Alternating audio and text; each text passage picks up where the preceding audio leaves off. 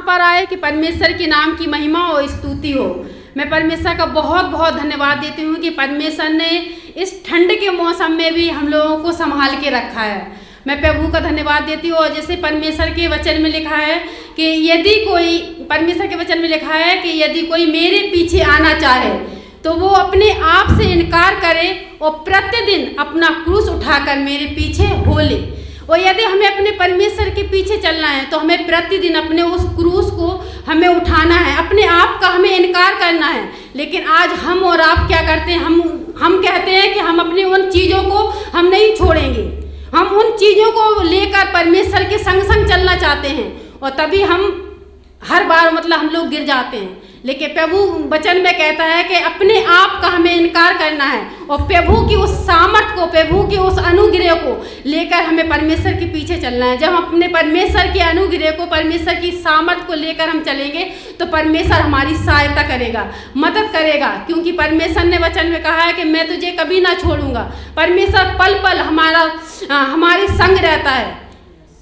Hallelujah, hallelujah. मैं प्रभु का बहुत बहुत धन्यवाद देती हूँ। जैसे कि अभी शुक्रवार को हम मतलब फास्टिंग होके हम लोग मम्मी के यहाँ पर प्रार्थना करते हैं। मैं प्रभु का बहुत बहुत धन्यवाद देती हूँ। और हम और मम्मी मतलब हम लोग 3 लोग थे, वहाँ पे प्रार्थना कर रहे थे। एक वचन से हमने, वो वचन कई बार हम लोगों ने पढ़ा है और परमेश्वर के वचन में लिखा है यूहन्ना 8 और उसकी 21वीं आयत में कि यीशु मसीह ने लोगों से कहा कि जगत की ज्योति मैं हूँ।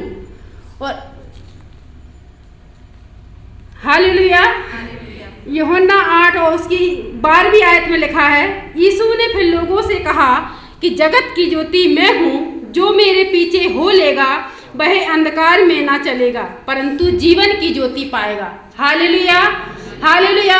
यहाँ पर वचन में लिखा है कि जो मेरे पीछे चलेगा वह अंधकार में न चलेगा परंतु जीवन की ज्योति पाएगा। और जीवन की ज्योति कौन है? यीशु मसीह। जब हम यीशु मसीह के पीछे चलेंगे और यीशु मसीह के पीछे चलेंगे तो यीशु मसीह हमें क्या, वो जीवन की ज्योति देगा हमें, वो अंधकार से। तो हम इस वचन को पढ़ रहे थे तो हम सोच रहे थे कि सच यदि हमारे जीवन में आज भी मतलब वो परेशानियां हैं, आज भी हमारे जीवन में वो ही पुराने काम हैं, तो इसका मतलब हम अभी जीवन की ज्योति में नहीं आए हैं, अभी भी हमारे अंदर अंधकार है। जब यीशु मसीह हमारे अंदर आ जाएगा, जैसे कि परमेश्वर के वचन में लिखा है, स्त्री जिसको 12 वर्ष से लहू बहने का रोग था, उसने मन में एक प्रार्थना, उसके मन में एक शब्द था कि यदि मैं उसके वस्त्र को छू लूंगी तो मैं चंगी हो जाऊंगी।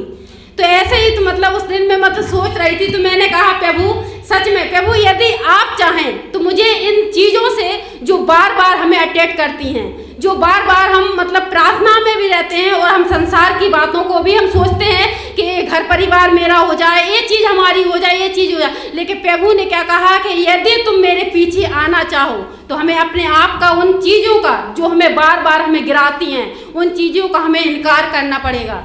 हमें उन चीज़ों को हटाकर सिर्फ और सिर्फ परमेश्वर की सामर्थ में आगे बढ़ना है। मैं प्रभु का बहुत बहुत धन्यवाद देती हूँ। जैसे कि पिछले समय में घर परिवार को लेकर मैं बहुत परेशान थी कि मेरे मतलब भाई बहन, बहुत सी ऐसी बातें हैं जो मैं प्रभु से, जब मैं अकेले में रहती हूँ तो परमेश्वर से रो रो के मैं प्रार्थना करती हूँ। लेकिन प्रभु का हम धन्यवाद देते हैं कि परमेश्वर ने हमें संभाला और परमेश्वर ने हमें बताया कि प्रभु ने कहा कि जब तुम प्रभु के पास आई हो तो प्रभु ही तुम्हारा सब कुछ है।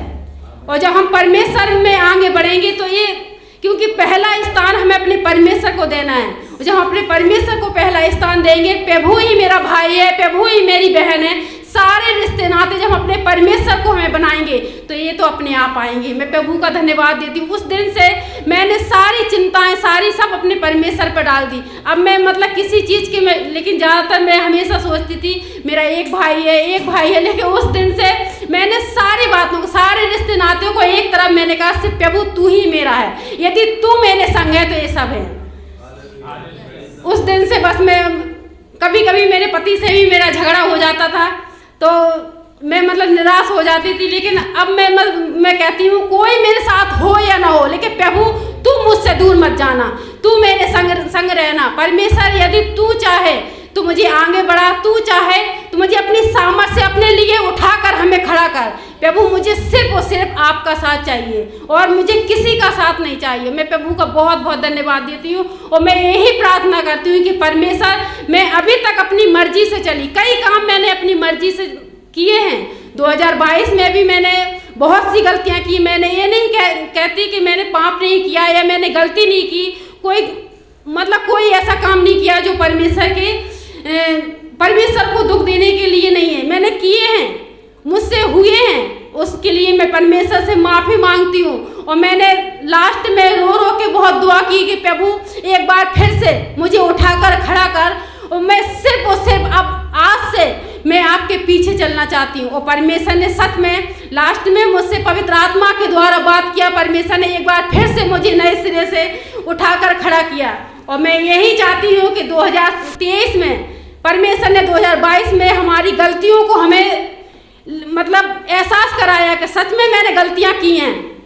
और 2023 में अब परमेश्वर मुझे उन गलतियों से दूर करके अपनी पवित्र आत्मा के द्वारा हमें आगे बढ़ाए। मैं प्रभु का धन्यवाद देती हूँ।